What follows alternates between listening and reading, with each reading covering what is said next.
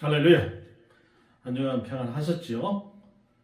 오늘도 이 영상 예배 참석하신 여러분 주님의 이름으로 환영합니다. 참 좋은 계절입니다. 그렇지만 비가 오고 또 날씨가 많이 쌀쌀해졌습니다. 이제 급격하게 온도가 떨어질 텐데 여러분들 각자 건강들 챙기시기 바랍니다.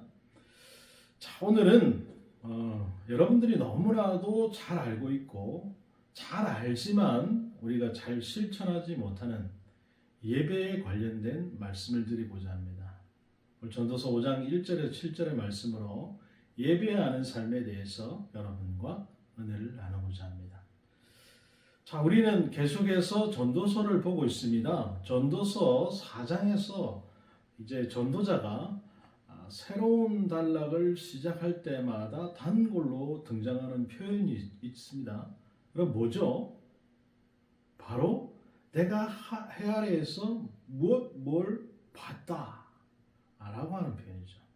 무려 5번, 별이 5개가 아니고요. 5번 반복해서 나옵니다. 전도자가 본 해 아래 현실이 여러분 무엇입니까? 전도자는 학대가 일어나는 현장을 봤고요. 사람들이 시기하고 경쟁하는 모습을 보았고요.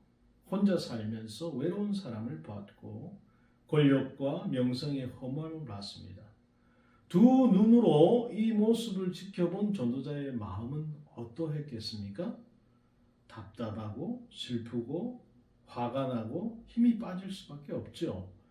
우리 역시 계속 세상만 바라보면 더 이상 살맛이 안 날 것입니다.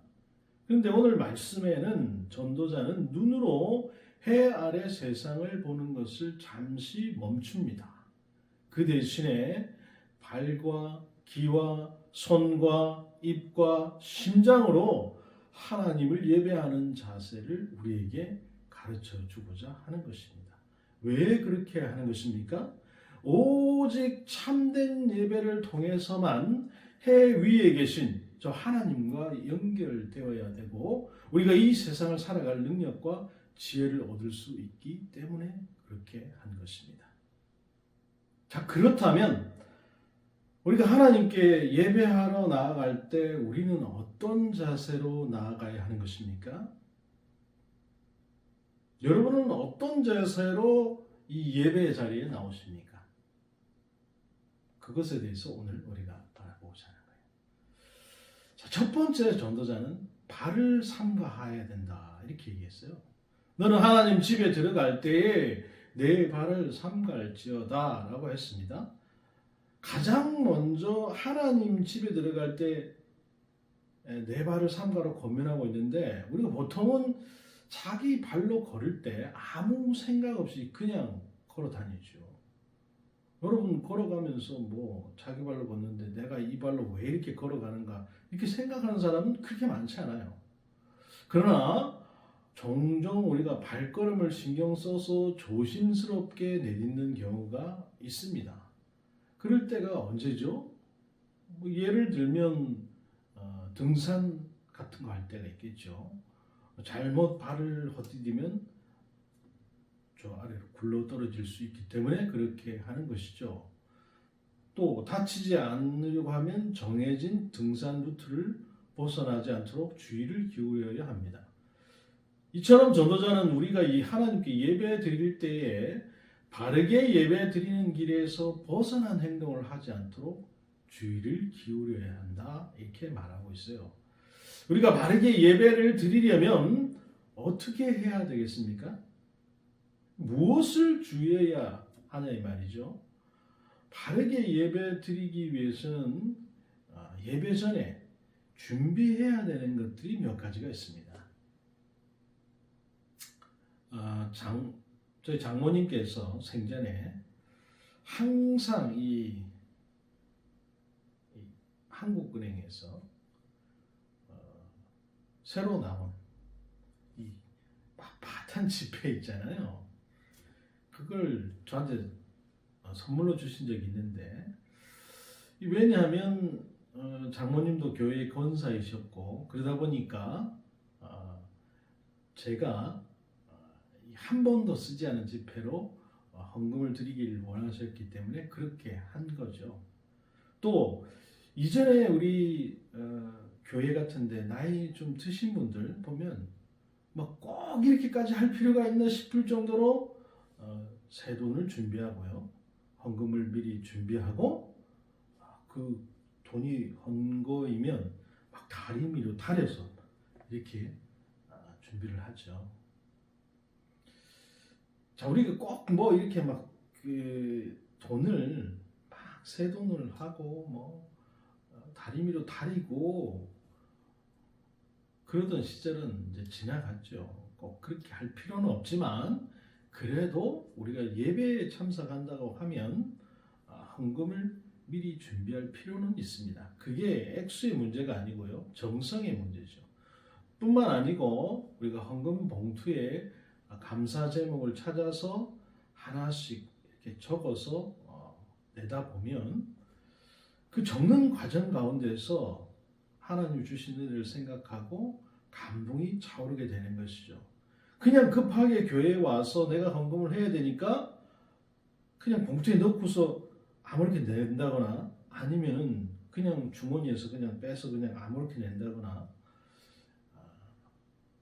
그것과 내가 정말 정성을 다해서 이 헌금이 정말 주님 앞에 상달되고 이 헌금을 통해서 하나님의 사역들이 확장되고 또 이 헌금을 통해서 하나님께서 기뻐 받아 주셨으면 좋겠다. 그런 마음을 가지고 기도문을 적는 거하고 그냥 아무 생각 없이 헌금을 내는 거하고는 아무래도 차이가 있을 수 있겠죠. 그래서 그 정성이 필요한 겁니다. 그 가운데서 하나님의 은혜도 느끼게 되죠. 또 예배 드릴 때 우리가 입을 옷도 조금은 신경을 써야 합니다.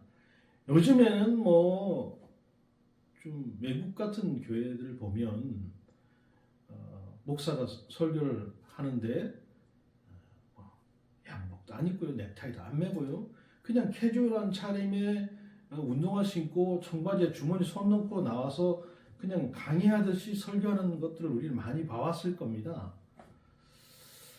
뭐 그거에 나쁘다고 할 수는 없어요. 늘 우리가 검정색 뭐 양복에 빨간 넥타이를 맬 필요는 없더라도요. 그래도 깔끔하고 또 품위 있는 옷을 입는 것이 예배 자리에는 어울리지 않나 그렇게 생각합니다. 그리고 중요한 것은 이건 참 중요한 건데요, 여러분. 예배 시간에 늦지 않도록 오는 것입니다. 예배 시작 시간에 딱 맞춰서 오려고 하면 늘 늦는 경우가 많죠. 그러다 보니까 예배 준비가 안 되고요. 헐레벌떡 들어와서 그냥 예배에 앉아 있으니 말씀을 들어도 별 큰 감동이 없겠죠. 자, 그래서 우리에게는 이 해피로드 데이 타임 이런 시간이 아마 있을 필요가 있을 것 같아요. 적어도 제가 늘 말씀드리지만 예배 시작 10분 전까지는 와서 다른 사람과 안부도 묻고 인사도 하고 개인 기도도 하고 그 예배를 준비하는 시간을 갖는 것이 필요합니다. 분주하게 막 왔다 갔다 거리면서 예배를 시작을 하면 예배 드리러 온 건지 아니면 뭘 하러 온 건지 잘 모를 때가 많아요. 여러분 회사나 또는 뭐 학생들한테 수업에 지각하지 않기 위해서 막 전철역부터 뛰어가면서 뛰어가잖아요. 그렇게 되면 어떻게 됩니까? 헐레벌떡 막 뛰어가죠. 그렇게 회사는 늦지 않으려고 헐레벌떡 뛰어가고 학교 수업에 늦지 않게 해서 헐레벌떡 뛰어가는데 예배는 아무렇지도 않게 늦게 온다면 이게 어떻게 되는 것입니까? 하나님이 여러분 직장 상사나 아니면 뭐 교수보다 아니면 선생님보다 못한 분이라 그 말입니까? 또 중요한 것은 예배 드리는 도중에 우리가 무엇보다 예배에 집중해야 합니다. 예배에 몰입해야 그 예배로부터 하늘의 기쁨과 평강과 능력을 공급받을 수 있기 때문이죠. 여러분, 청교도 운동의 주요 인물 중에 리차드 스틸이라고 하시는 분이 있어요. 이분은 흐트러짐이라고 하는 자신의 그 저서에서 신자가 영적으로 실패하는 주된 원인이 흐트러지는 예배를 드리는 것, 이렇게 얘기했습니다. 자, 오늘날 우리가 이 흐트러진 예배를 드리지 않으려고 하면, 특히 우리가 스마트폰, 이 핸드폰 유혹에 빠지지 않도록 주의를 기울일 필요가 있습니다. 예배 중에 올리는 카톡 알림을 확인한다든가, 그걸 확인하다 보면 자칫 여러분의 영혼이 3000% 빠질 위험성이 있습니다. 또 특히나 지금 영상 예배를 드리고 있는 분들께서는 더더욱 그럴 수 있죠. 내가 예배를 드리고 있는지, 아니면 일하는 가운데에서 잠시 내가 시간을 내서 그냥 아무렇지 않게 이 영상을 틀어놓고 내가 일을 하고 있는지, 아니면 다른 것을 하고 있는지 저는 알 수가 없죠. 그렇지만 여러분들은 스스로 알 수 있죠. 내가 이 영상 예배라고 해서 이것에 집중을 하는 것인지, 아니면 그냥 아무도 안 보니까 영상 틀어놓고 귀로는 듣고 몸은 다른 일을 하거나 머리는 다른 데 가 있거나 그럴 수 있잖아요. 이건 여러분 영상 예배의 아주 안 좋은 예입니다. 그래서 이제 코로나도 끝나고 해서 제가 영상 예배를 그만해야 되지 않나 라고 생각을 했지만, 그래도 우리는 이 교회 특성상 또 못 오시는 분들도 있고 해서 계속해서 제가 영상을 제작하고 있습니다만, 그렇다고 해서 누가 안 본다고 해서 예배를 아무렇게나 드릴 수는 없는 거죠. 곧 그것은 여러분 예배가 아닙니다. 그냥 내가 귀로 잠깐 내 설교를 듣고 있는 거죠. 자, 또 중요한 것은 예배에서 여러분 끝까지 자리를 지키는 것도 중요하죠. 자꾸 예배 시간에 들락날락하거나 하다 보면 자신뿐만 아니고 다른 사람 예배에 대한 집중을 방해할 수도 있기 때문에 그렇습니다. 물론 부득이한 긴급 상황이 있을 수 있겠죠. 그렇지 않다고 한다면 최대한 우리가 자제해야 하는 것입니다. 가장 중요한 것은 우리의 생각을 온전히 예배에 집중하는 것입니다. 몸은 예배 자리에 있는데 생각은 다른 곳에 가출해 있다고 하면 그 예배가 여러분 무슨 유익이 있겠습니까? 예배 드리러 오는 이유가 없는 거죠. 자, 여러분 지금까지 우리가 하나님 앞에 예배 드릴 때 걸어가야 할 바른 길에 대해서 몇 가지 살펴봤습니다. 현재 우리는 이 길을 제대로 가고 있는 것입니까? 아니면 우리는 이 길에서 벗어나 있는 것입니까? 만약 여러분들이 벗어난 부분이 있다고 한다면 다시 바른 길로 돌아올 수 있도록 지속적으로 여러분 노력을 기울여 주시길 바랍니다. 처음에는 의식을 하고 애를 써야 하니까 힘들 수도 있죠. 하지만 같은 행동을 계속해서 반복하다 보면 그것은 곧 습관이 됩니다. 한 번 습관을 들이고 나면 그 다음부터는 훨씬 더 수월해지죠. 제가 새벽 예배를 나올 때, 교회를 나올 때는 아무리 늦게 자도 일어나는 시간은 2시 반, 늦어도 3시에는 일어납니다. 그래야 서울에서 일산까지 올 수 있죠. 자, 그걸 계속적으로 반복적으로 하다 보니까 이게 이제는, 그전에는 못 일어날까 알람을 계속 맞춰놨거든요. 근데 지금은 알람이 필요가 없어요. 정확하게 눈을 뜨면 내가 몇 시에 잤든 간에 정확하게 새벽 2시 반 아니면 3시입니다. 이게 습관이 되는 거예요. 특히나 우리가 이 공동체 속에서 모든 사람들이 같은 습관을 가지게 되면 그것을 뭐라고 얘기하느냐? 문화라 이렇게 부릅니다. 습관이 되고 문화까지 되고 나면 바르게 예배드리는 것이 하나도 어렵지 않게 되는 거예요. 자, 오늘 말씀을 통해서 우리 각 사람이 예배의 자세와 태도를 새롭게 하고 그것이 우리의 습관이 되고 더 나아가서 우리 교회의 문화가 될 수 있기를 주님의 이름으로 축복합니다. 자, 두 번째는 귀로 말씀을 들어야 되는 거예요. 1절에 가까이 하여 말씀 듣는 것이 우매한 자들이 제물 드리는 것보다 나으니 그들은 악을 행하면서도 깨닫지 못함이니라 라고 했어요. 전도자가 하나님께 예배 드릴 때 가장 중요한 것이 가까이 해서 말씀을 듣는 것이다 이렇게 얘기하고 있어요. 가까이 한다고 하는 것은 내가 한 말씀이라도 놓치지 않기 위해서 귀를 쫑긋 세우고 듣는 자세를 표현하는 것입니다. 실제로 이런 마음이 있으면 강대상 근처에 가까이 앉으려고 하죠. 여러분들 예전에 여러분들이 가지고 있던 그 신앙의 습관을 한번 생각해 보세요. 우리가 뭐 어떤 수양회를 간다, 아니면 집회를 간다, 그러면 어떻게 하죠? 남들이 오기 전에 아무튼 제일 앞자리에 가서 앉기 위해서 여러분 뭐 책을 갖다 놓는다든지 아니면 뭐 물건을 갖다 놓는다든지 이 자리를 맡아 놓는 모습을 흔히 볼 수 있었어요. 그런데 지금 어떻죠? 지금요, 기도원 가도요, 내가 먼저 가서 앞자리에 앉겠다, 막 자리 차지하고 그런 모습 잘 볼 수 없습니다. 교회도 그렇죠. 뭔가 내가 목사님의 말씀을 하나라도 빼놓지 않고 그 하나님 말씀으로 내가 받아서 은혜를 오늘 받아야 되겠다 라고 해서 맨 앞자리에 그냥 목사님 막 침이 팍팍 튀는 그 자리에 앉으려고 애를 썼다 이 말이지. 우리 장모님 생각이 또 나는데요. 장모님 매일 맨 앞자리에 앉으셔가지고 꾸벅꾸벅 좁니다. 새벽에 일어나서 새벽 기도드리게 피곤하시죠? 꾸벅꾸벅 졸 수밖에 없죠.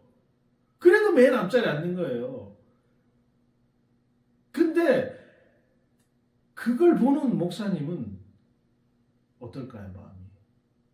아, 저 권사님이 왜 새벽 기도 나와서 저렇게 꾸벅꾸벅 조시지? 그게 아니고요. 너무 감사한 거예요.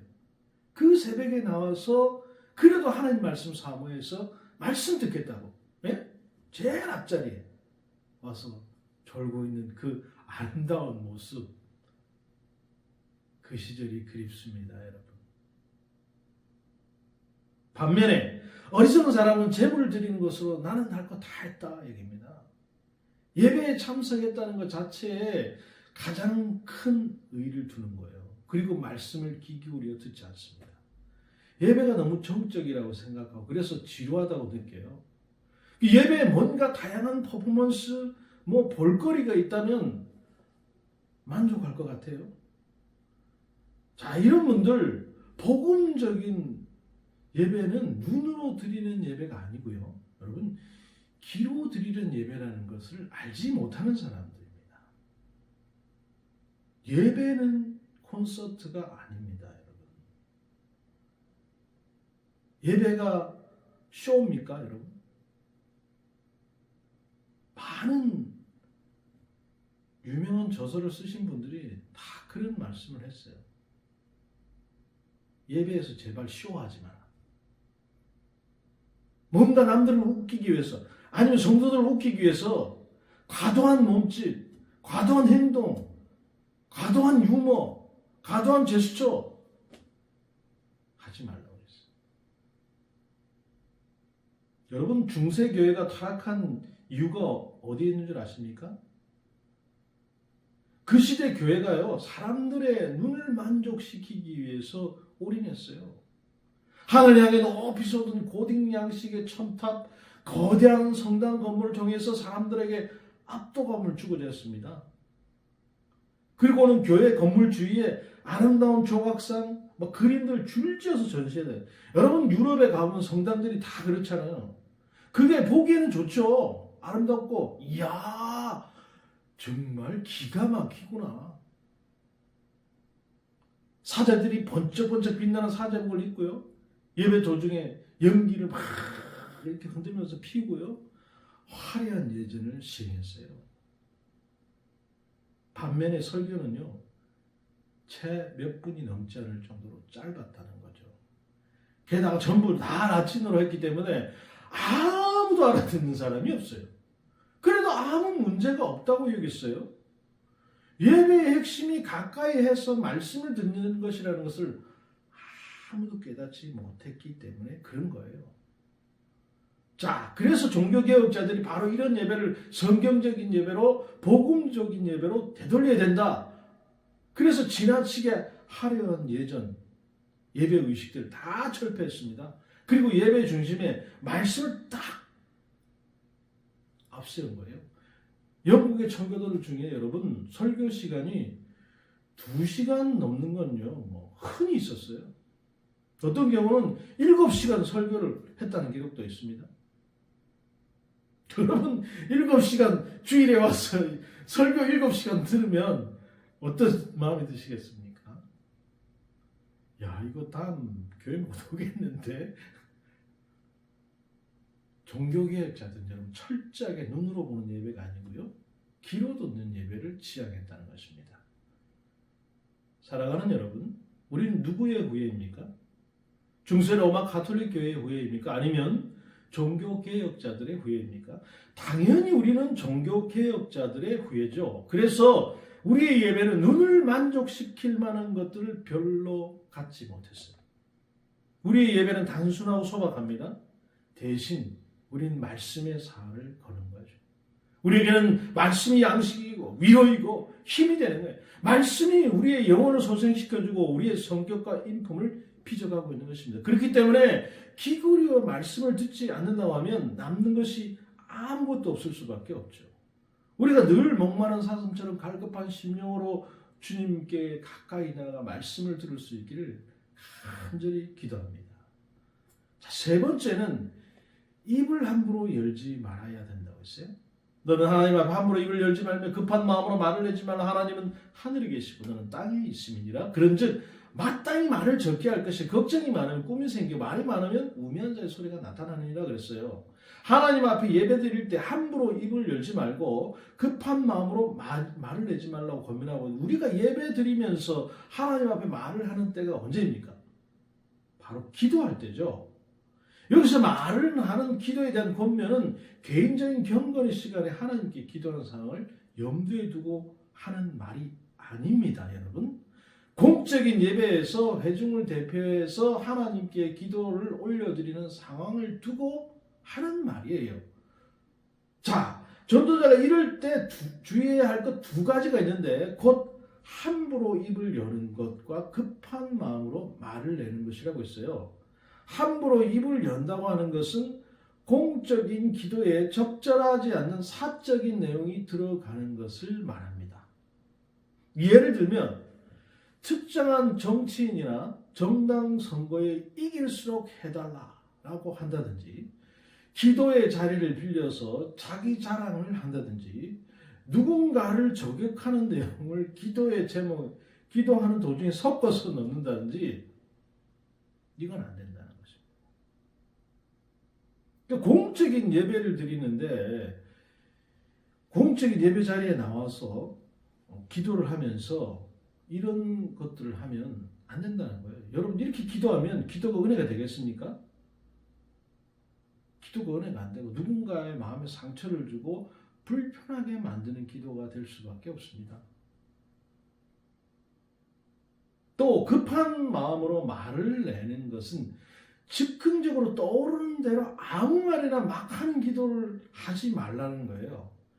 이렇게 기도하다 보면 자꾸 했던 말 또 하고요, 또 했던 말 또 나오고요, 소위 말하는 중언부언의 기도가 되기 쉬운 거죠.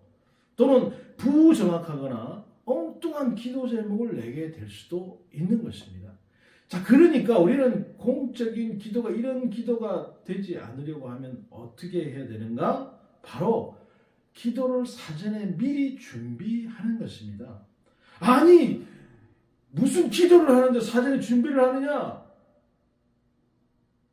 내 개인 기도는 그렇게 해도 여러분 상관이 없습니다. 여러분이 하고 싶은 대로 하나님께 그냥 안 하면 돼요. 기도. 했던 말 또 해도요. 또 하고요. 또 뭐 계속 중언부언하고요. 그래도 하나님은 개인 기도를 들으시죠. 근데 공적인 기도에 대표하는 자리에 나와서 기도를 하는데 준비하지 않고 와서 그냥 기도를 시작한다? 기도를 정말 잘하시는 분들은 얼마든지 그렇게 해도 됩니다. 근데 대부분의 공적 기도는 미리 작성하는 것이 좋습니다. 왜냐하면 미리 준비하면서 혹시 그 안에 불필요한 내용이 있는지 없는지 확인하고 걸러내야 되기 때문에 그래요. 이 기도를 넣어야 될지 말아야 될지 애매하다면 차라리 안 하는 편이 좋죠. 또한 최근의 상황들을 잘 반영되도록 기도의 제목을 업데이트해야 하는 것입니다. 이를 통해서 따로 특별히 알아볼 것 없이 평소 우리 공동체 안에 일어나는 일들에 대해서 또 관심을 가지고 살피는 것이 필요하겠죠. 결국 좋은 기도는 어떤 기도라고 말씀할 수 있겠습니까? 한마디로 꼭 있어야 할 것은 있고요. 불필요한 것은 하나도 없이 간결하면서 공동체 전체를 품고 있는 기도가 좋은 기도다. 이렇게 얘기할 수 있죠. 자, 이런 기도를 가리켜서 우리가 제사장적인 기도다. 이렇게 불러요. 왜냐하면 마치 제사장이 온 백성의 상황을 살핀 후에 공동체 전체를 그겁게 짊어지고 하나님 앞에 나아가 기도하는 것과 같기 때문에 그렇습니다. 왠지 나와는 안 어울린다. 그렇게 생각하십니까? 그렇지 않습니다. 사도 베드로는 소아시아 교회들에게 보낸 서신에서 너희는 왕 같은 제사장이라고 선언한 적이 있습니다. 이에 근거해서 종교개혁자 마르틴 루터가 모든 성도가 다 제사장이라고 한 이 만인 제사장을 주장한 바 있어요. 우리는 왕 같은 제사장입니다. 그러므로 하나님 앞에서 제사장적 기도를 드릴 수 있고 또 그래야 하는 거예요. 우리의 이런 기도를 주님께서 들으시고 응답하시고 또 우리 공동체 가운데 하나님 행하시는 크신 일들이 온전히 나타날 수 있기를 주님의 이름으로 축복합니다. 자, 네 번째는 손으로 서원한 것을 갚아야 된다고 했어요.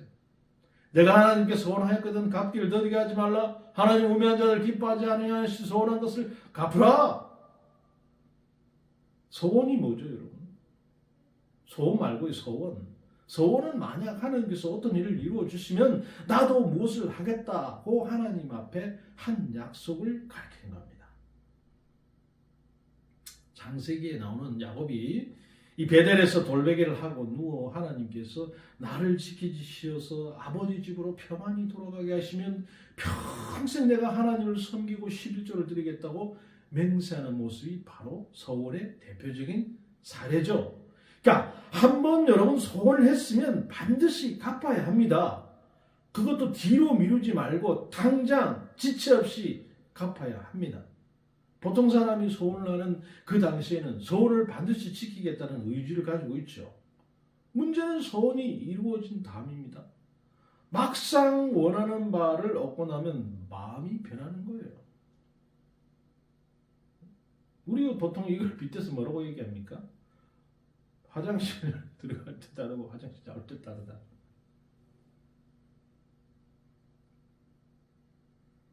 여러분 대놓고 소원을 갚지 않겠다고 선언하는 경우는 드물어요. 대부분 제가 지금 준비가 좀 덜 돼 있습니다. 여건이 좋지가 않았어요. 언젠가는 제가 꼭 갚고 말겠습니다 하면서 계속 미루는 경우가 많죠. 이렇게 소원을 갚지 않으면 어떻게 됩니까? 여러분 이것 때문에 하나님과의 관계에서 금이 가기 시작해요. 아니 그거쯤이야 뭐 그게 무슨 문제라고 하나님과 금이 가나요? 왜냐하면 하나님 앞에 나가는 게 괜히 부담스럽고 껄끄럽고 그렇게 되거든요. 한동안 계속 시달리는 거예요. 이제는 내가 잊었나 싶다가도 우연한 사건을 계기로 다시 그게 떠올라서 자신의 양심을 괴롭히게 되는 거죠. 갚지 않은 소원이 남아있을 때 우리는 바른 예배자로 설 수가 없는 것입니다. 그렇기 때문에 전도자가 이렇게 말하는 거예요.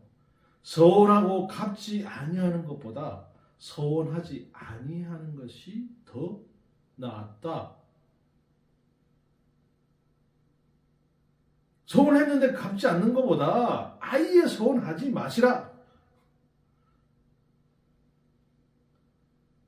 서원을 여러분 아예 하지 말라는 뜻은 아니죠. 필요한 때는 또 서원이 내 인생 신앙 여정에서 길잡이 역할도 할 수 있어요. 앞에서 언급한 야곱의 경우가 그랬고요. 사무엘의 어머니인 한나의 기도가 그랬고요. 그래서 우리도 우리가 목사가 되려고 하면 이 목회 대학원 졸업하고 나면 하나님 앞에서 내가 이 목회자로서 살겠다고 목회자 선서를 합니다. 여러분 결혼할 때도 선서하셨잖아요. 검은 머리 파뿌리 될 때까지 사랑하고 섬기겠다. 결혼서에 했잖아요. 또 매달 일정한 헌금을 드리겠다고 약정하기도 하잖아요. 이런 약속들이 흔들리는 그 내 삶 속에서 나를 지탱해주는 다처의 역할도 할 수 있어요. 다만 전도자는 소원을 함부로 하지 말고 신중하게 해야 된다는 말을 전달하고 있는 거예요. 사람이 너무 쉽게 소원하는 이유는 무슨 수를 쓰든지 간에 어떻게 하든지 간에 내가 하는 그 일을 이루고 싶은 조급한 마음에 하나님을 이용하려고 하기 때문에 그렇습니다. 우리는 소원을 하기 전에 정말 이 일이 내가 소원을 할 만한 일인지부터 따져보고요. 또 소원이 이루어진 후에는 갚을 수 있는 소원인지를 심사숙고할 필요가 있습니다. 하나님 제가 이거 해주면 제가 이렇게 할게요.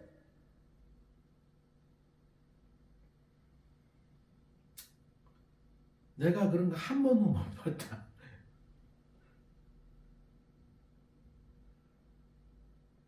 여러분 심사숙고할 필요가 있어요, 진짜. 그러면 하나님께 소원을 이루어 주신 후에는 어떤 점을 조심해야 되나요? 내 입으로 내 육체가 범죄하게 하지 말라. 천사 앞에서 내가 서원한 것이 실수라고 말하지 말라. 어찌 하나님께서 내 목소리를 말미암아 진노하사 내 손으로 한 것을 멸하시게 하랴라고 했어요. 여러분 절대 하지 말아야 될 게 있는데요.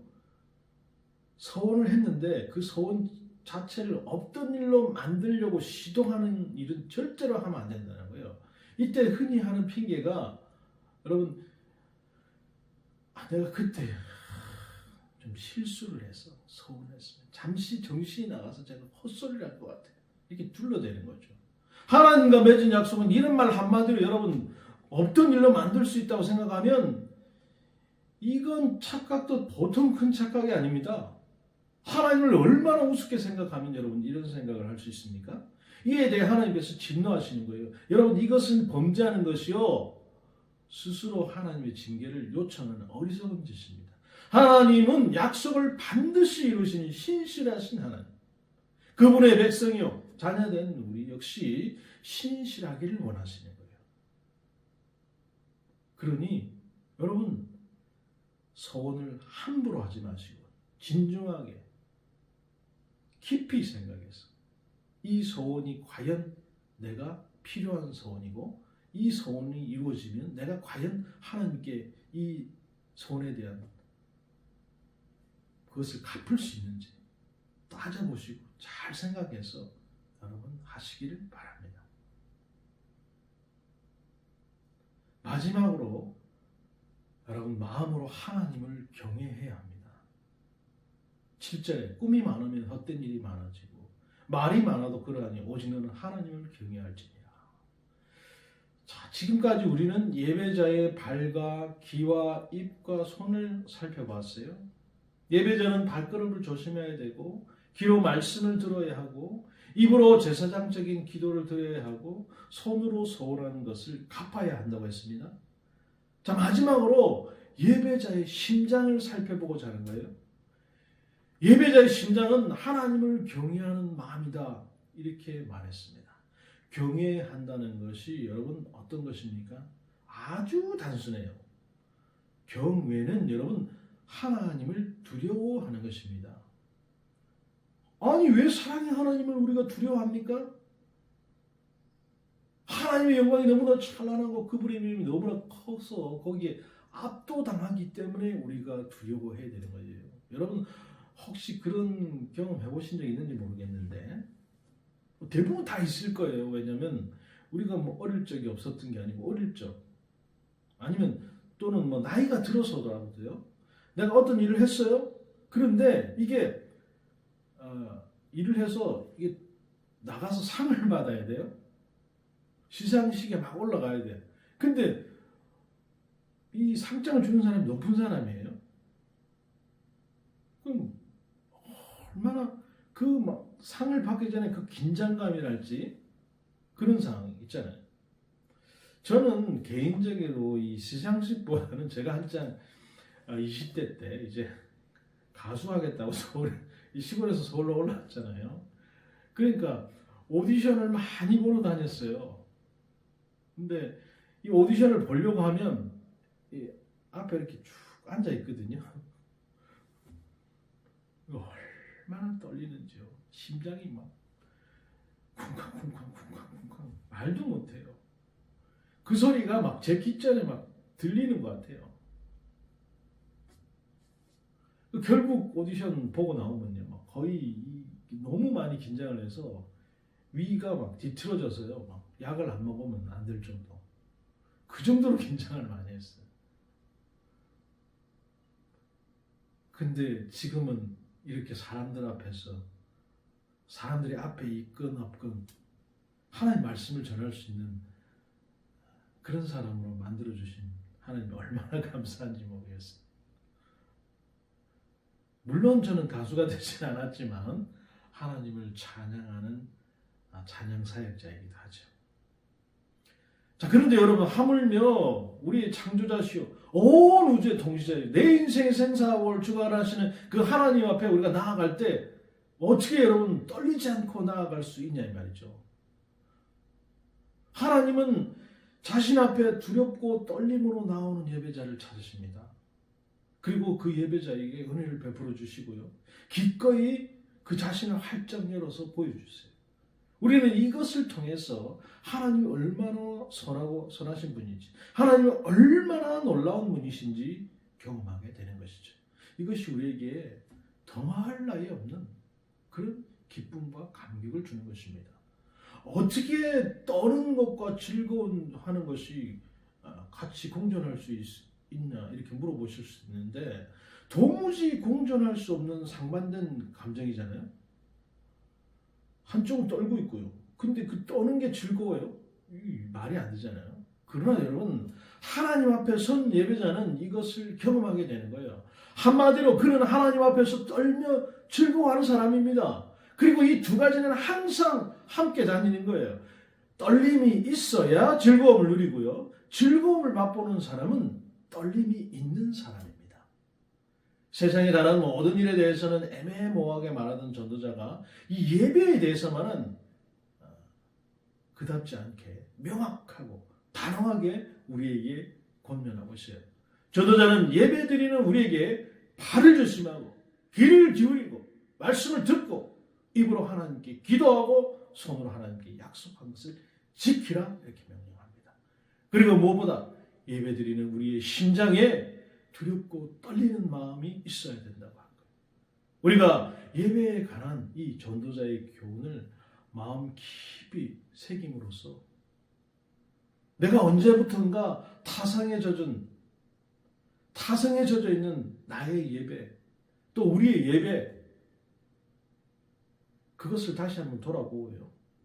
우리 예배를 새롭게 하고 저 해위에 계신 하나님을 만나는 떨림과 즐거움이 있는 그런 예배가 될 수 있기를 기도합니다. 그 예배를 통해서 주님께서 홀로 영광 높임 받으시기를 기도합니다. 그래서 그런 감동적인 감격적인 두렵고 떨림이 있는 그 예배를 통해서 하나님께서 주시는 그 은혜들을 다 누리시는 저와 여러분 또 우리 예수의 교회가 되기를 주님의 이름으로 축복합니다. 기도합니다. 거룩하신 주님 아버지 감사합니다. 그렇습니다. 오늘은 우리가 이 예배에 대해서 다시 한번 전도자의 그 말씀을 통해서 듣게 되었습니다.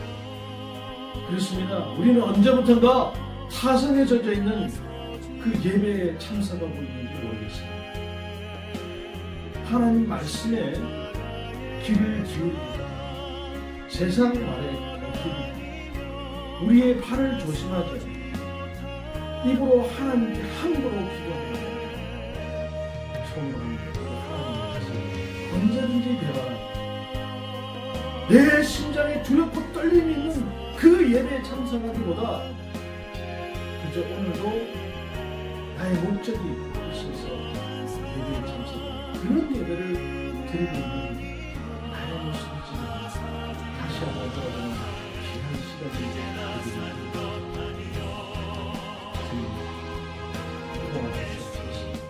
우리의 마음을 돌리게 하시고 우리의 심장을 돌리게 하시고 우리의 입술을 돌리게 하시고 우리의 발을 돌리게 하시고 우리의 심장을 돌리게 하셔서 앞으로 이 이후에 이 예배 가운데 우리가 참석할 때 우리의 발걸음을 재촉하게 하시고 또 말씀의 귀를 기울이게 하시고 그 말씀을 듣고 입으로 하나님께 쉬라고 또 손으로 하나님께 한 모든 약속을 지키는 두렵고 떨림 있는 그래서 그 두렵고 떨리는 즐거움이 되는 하나님 모델을 모두가 경험할 수 있도록 주님을 붙들어 주시고 인도하여 주옵소서.